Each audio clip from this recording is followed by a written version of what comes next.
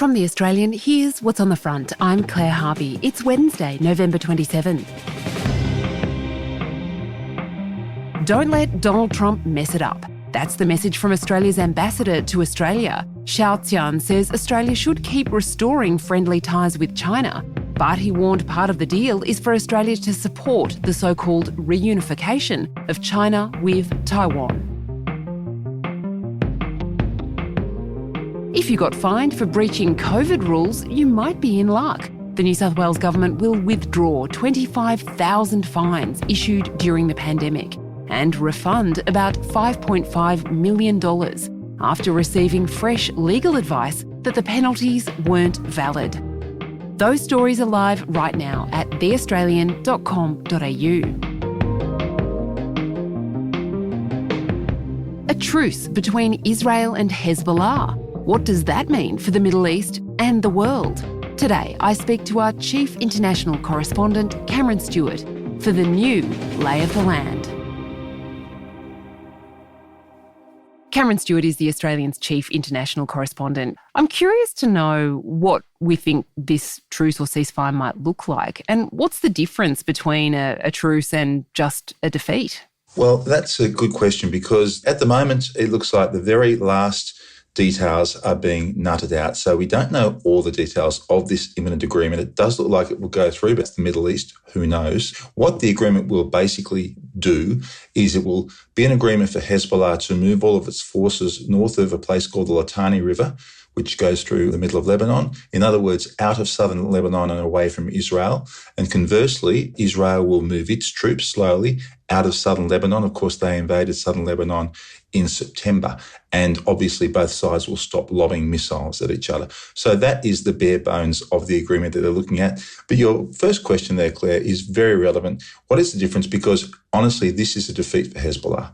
No matter how they want to paint it, this is a deal they never wanted to do, and it's one that they've forced upon themselves by misjudging Israel's intent and capability to hit back at them hard. Hezbollah started firing rockets into Israel very shortly after the Hamas October 7 attacks in southern Israel. So it looked for a long time as though Israel was going to be fighting a war on two fronts. It never really turned into a real war, though, did it, Cam, between Israel and Hezbollah on the northern border? No, that's right. Hezbollah started what you call a low-level war, I think, Claire, lobbing missiles and rockets almost every day. But often they fell fairly harmlessly into northern Israel. But mind you, they were dangerous enough to occasionally hurt and kill people, and they were dangerous enough to force 60,000 Israelis out of their homes in northern Israel. But Israel was basically busy in trying to get rid of Hamas in Gaza. That was the main focus. And so what Israel did was effectively tolerate around about 12 months of this low-level conflict with Hezbollah in the north. Because they wanted to get rid of Gaza, they didn't have the troops to do both. And once the fighting wound down in Gaza, Hezbollah made a great miscalculation of continuing their low-level war. And Israel came back, of course, with unbelievable force in mid-September when Mossad sabotaged their walkie-talkies and their pages and killed or maimed thousands of their troops and their commanders. And that was followed almost immediately by the assassination of the longtime Hezbollah leader Hassan Nasrallah in Beirut, and also some of his successors. Iran's supreme leader, Ayatollah Ali Khamenei, called on Muslims on Saturday to stand by the people of Lebanon and Hezbollah in confronting, quote, the wicked regime of Israel. And then Israel did even more. They piled on with a very broad-based bombing of Hezbollah military positions, and then the troops, Israeli troops, went into southern Lebanon. So Hezbollah honestly did not know what hit them. And from this ceasefire deal, it's quite clear that they never recovered from those initial hits. And so they would be signing this deal absolutely from extreme weakness, not from any position of strength. What now for Iran, Cam? Iran is a sponsor of Hamas. It's also a sponsor of Hezbollah, with different goals for both of those groups, but united in their desire to wipe Israel off the map. Where does this leave Iran? This is also a black eye for Iran, because Hezbollah is its beloved terror proxy. It adores Hezbollah because it keeps Israel very nervous. And of course, Iran wants to get rid of Israel, basically. But Iran has been given a black eye itself with 2 military exchanges directly involving Israel this year. Israel has launched multiple airstrikes on Iran in response to what the Israeli military called months of continuous attacks from Tehran and its proxies. And it's quite clear that Iran doesn't have the stomach at this minute to take on Israel, either directly or indirectly. And I think the fact that Iran has backed this ceasefire, it's told Hezbollah to try and enter a ceasefire, means that it doesn't want to see Hezbollah totally destroyed. It wants to have enough of Hezbollah left in Lebanon so that with a ceasefire deal, they can slowly rebuild Hezbollah to be some sort of force. So it's honestly, from Iran's point of view, also a sign of weakness and a fear that they will lose their most favoured terror proxy in Lebanon.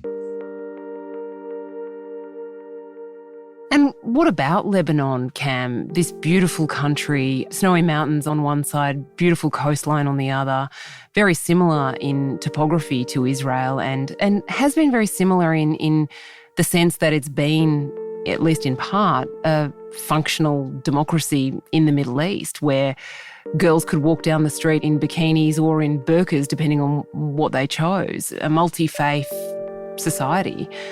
Now it seems to be a sort of shattered shell of itself. What now for Lebanon? Yes, your heart just breaks for Lebanon. Beirut used to be called the Paris of the East. It was a thriving, wonderful country. It has really, really struggled economically through corrupt governments, quite apart from the terror aspect. And of course, tragically, Iran effectively infiltrated it by creating Hezbollah, which is also a political force in the country as well as a militant force. And so they've got a terror group there that has brought this misery upon the population because, of course, a lot of these Israeli attacks on Hezbollah military sites have knocked down buildings, have claimed innocent civilians, innocent Lebanese. So it's a tragedy on multiple fronts for Lebanon. So I think the peace deal, if it comes through, is absolutely the best thing for the people. What about the decision-making in Israel about signing this truce, Cam? You've written in The Australian that there was pressure on Benjamin Netanyahu from some of the right-wing elements of his governing coalition not to do this, to push for the full elimination of Hezbollah. That has been the strategy in Gaza, the full elimination of Hamas. What's the calculus there for Benjamin Netanyahu? Well, there's been a debate within the government, within Netanyahu's coalition. The government has formally stated the only reason it went and launched the offensive against Hezbollah was to create the safe conditions for the return of the 60,000 Israelis who've been displaced from their homes, not to completely destroy Hezbollah as a terrorist outfit. However, the more right-wing elements of Netanyahu's cabinet think this is the perfect moment historically for Israel to do that, to keep going and going and going after Hezbollah and effectively destroy it as a force for the future. It looks as if Netanyahu has not taken that advice. He is keener for at least a 60-day ceasefire rather than no ceasefire at all. I mean, you could argue that Hezbollah has already been crippled for perhaps a decade because of the leadership losses that they've lost. A lot of their military arsenal has been smashed by Israel. So I think you could argue that Hezbollah actually has been rendered impotent for a very long time. Coming up, the United Nations International Criminal Court issued arrest warrants for Israeli leadership. So where does that leave Australia? Like everything else in the Middle East, this story is moving fast. You can check out all the latest right now at theaustralian.com.au, and we'll be back after this break.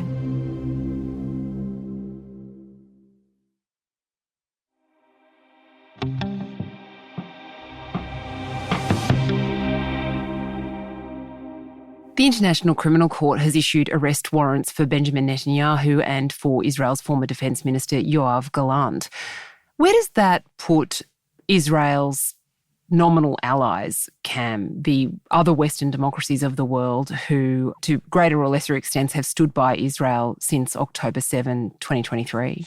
It puts them in a terribly difficult position because they're caught between their stated support for Israel's right to defend itself And, of course, the fact that they've signed up to the International Criminal Court, not expecting it, I think, to make a judgment like this against the leader of a democracy.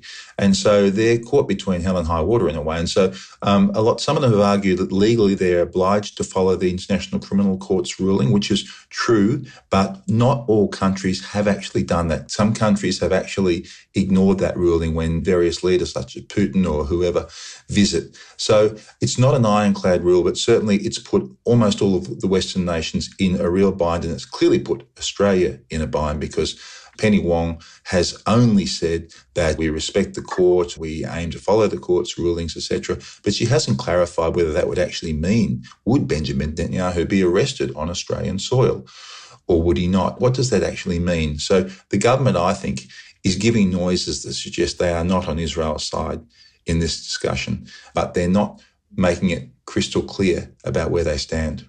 Does it effectively leave Benjamin Netanyahu to remain in Israel for the rest of his life and not travel overseas? Well, he'll be making lots of trips to America, Claire, because they don't sign the ICC. It's one of the few places he can go safely. But yes, you're right. I'm sure Netanyahu would not travel anywhere unless he got a previous agreement from that government that they wouldn't actually arrest him. So the places he can't go now includes Britain and all of Europe, Australia, Canada, most of the Western world. So it's a massive blow as far as him, especially if he remains as Prime Minister, to actually conduct his prime ministerial duties abroad.